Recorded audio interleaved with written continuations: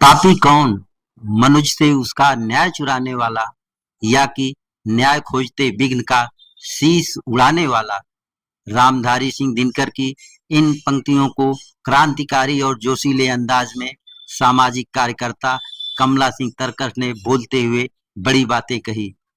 यह अवसर मुंशी प्रेमचंद की जयंती के बहाने था। कमला सिंह तरकस जैसे ही डाइस पर माइक संभाले तो श्री के एन सिंह महिला पीजी कॉलेज जीएनपुर के भरे हाल में बैठे लोग शांत हो गए। यह आयोजन प्रगतिशील लेखक संघ और इप्टा आजमगढ़ ने मुंशी प्रेमचंद की कहानी कजाकी पर किया। साथी से जितेंद्र पांडे की रिपोर्ट। के साथ राम राजा का सब पर हाथ, सभी विघ्नों को देते मात, यहाँ है हर मंदिर साक्षात। साथियों, प्रेम चंद लोगों में ही पुलकित और सम्मिलित होता है। ऐसे प्रेमचंद की हम आज बात करने वाले हैं। और कजाकी का मतलब ये होता है, क्या होता है मतलब? धोखेबाज। हमारे समाज में जो भी समाज के लिए कुछ बेहतर करने की हिम्मत रखता है उसको धोखेबाज और इस तरह के विपरीत नाम, उल्टे नाम दिए जाते हैं। साथियों, मैं कहना चाहता हूं, रामधारी सिंह दिनकर ने एक सवाल उठाया है कि कजाकी और इस तरह से कहीं हत्यारा, कहीं अपराधी, कहीं नक्सलवादी या बहुत सारे नाम दिए जा सकते हैं। इसी तरह का एक सवाल है रामधारी सिंह दिनकर का, पापी कौन, मनुष्य से उसका न्याय चुराने वाला। पापी कौन, मनुष्य से उसका न्याय चुराने वाला, या कि खोजते न्याय विघ्न का शीश उड़ाने वाला। या कि खोजते न्याय विघ्न का शीश उड़ाने वाला, सब समेत प्रहरी बिठलाकर कहती कुछ मत बोलो, शांति सुधा बह रही न इसमें ग्रह क्रांति का घोलो। हिलो डुलो मत, हृदय रक्त अपना मुझको पीने दो, अचल रहे साम्राज्य शांति का, जियो और जीने दो।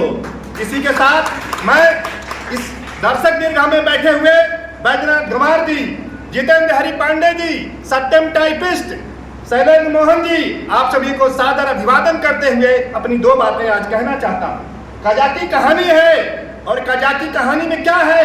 कजाकी कहानी अगर कहा जाए तो वह एक महाकाव्य से भरा, वो एक महाकाव्य है, एक महाकाव्य है। उसमें क्या नहीं है? उसका जो कथानायक है वो कजाकी जो है, उसके अंदर देखिए मानवीय मूल्यों का कितना अद्भुत संयोजन है।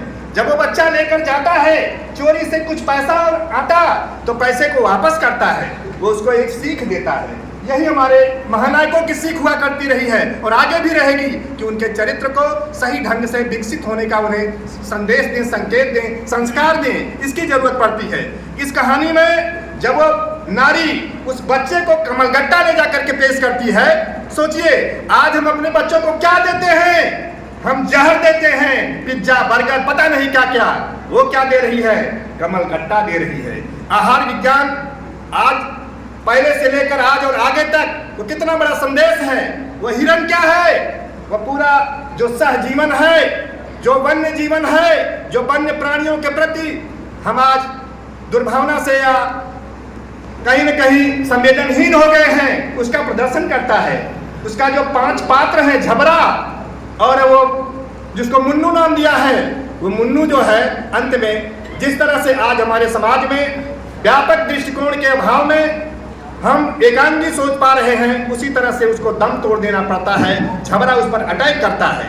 इस तरह से इस कहानी का हम एक व्यापक अर्थ ले सकते हैं। छोटी सी कहानी, और मैं तो कहूंगा कि ये जीएनपुर वैश्विक कथा साहित्य और साहित्य का की जन्मभूमि भी हो सकती है। मैं तो इसे समझूंगा कि यहाँ उस साहित्यकार के मन में, मन के भीतर साहित्य ने जन्म लिया, इसलिए साहित्य की जन्मभूमि भी कही जा सकती है। देखिए, हमारे नए लोगों को विचार करना होगा। अगर वो बच्चा दुनिया का सारा साहित्य और सारा का सारा इतिहास विद्रोह का इतिहास है, जिसके अंदर विद्रोह नहीं, वो मनुष्य नहीं, उसमें मानवीय मूल्य नहीं, मानवीय संबंध तो हो ही नहीं सकते। वो छोटा सा बच्चा, और इस बात का संकेत मुझे इसी दर्शक दीर्घा में बैठे हुए लोगों ने बताया। मेरा दिमाग वहां तक नहीं पहुंचा था कि उस बच्चे में विद्रोह भरा है। वो कहता है कि मेरे पिता जो इसको नौकरी से निकाल दिए हैं, आज मेरे पास सोने की लंका होती तो मैं इसको दान कर देता, इसको दे देता और इसको ऐसा बना देता कि जिंदगी में कभी भूखों न मरना पड़े उसे। फिर वो कहीं कहता है कि मेरे पास हीरा चांदी सोना जो कुछ होता मैं दे देता।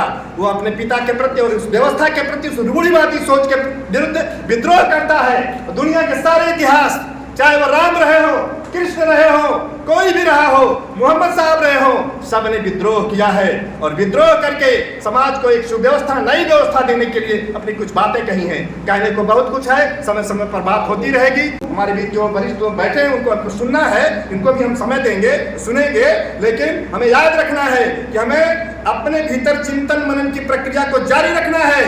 उस बच्चे की तरह अगर हमारे अंदर कोई सोच विचार नहीं आता, हम केवल नतमस्तक होकर लोगों की बातें सुनते रहेंगे, लिखा हुआ पढ़ते रहेंगे, कुछ नहीं होगा। हम कुछ पढ़े और कुछ लिखें, लिख जाए इस जिंदगी में, इसकी जरूरत है। और बड़े लोग अपने समय में से थोड़ा समय इन लोगों को भी दें, क्योंकि उनका अब अंतकाल आएगा। सूर्यास्त के समय सवाल उठा था, कौन संभालेगा रोशनी का दायित्व? एक नन्हा दीपक सामने आया था। विवेकानंद की कहानी में ऐसा हम सुनते हैं। तो इन्हीं बातों के साथ किसी को कोई कष्ट हुआ है उसके लिए भी, और खास तौर से हरिमंदिर पांडे की जो हमारे बीच एक धरोहर है, चलता फिरता विश्वविद्यालय है, जो कुछ कहें उनके व्यक्तित्व के एक एक इंच, एक एक क्षण से हमें सीख मिलती है। आज भी इस अवस्था में भी हमारे जैसे लोग जब कभी हताश निराश होते हैं तो आप चेतना की रोशनी भरते हैं, ललकारते हैं। जिंदा दिली, जिंदगी जिंदा दिली का नाम है, मुर्दा दिल क्या खाक दिया करते हैं। और इसी के साथ मैं इस बात से अपनी बात को यहीं खत्म करूंगा कि हमारी धड़कनों में देश की तासीर जिंदा है। भले दरबारियों की भीड़ में कितना इजाफा हो, मगर इस मुल्क के दरमियान अभी कबीर जिंदा है। और प्रेमचंद को नमन करते हुए मैं अपनी बात विराम देता हूं।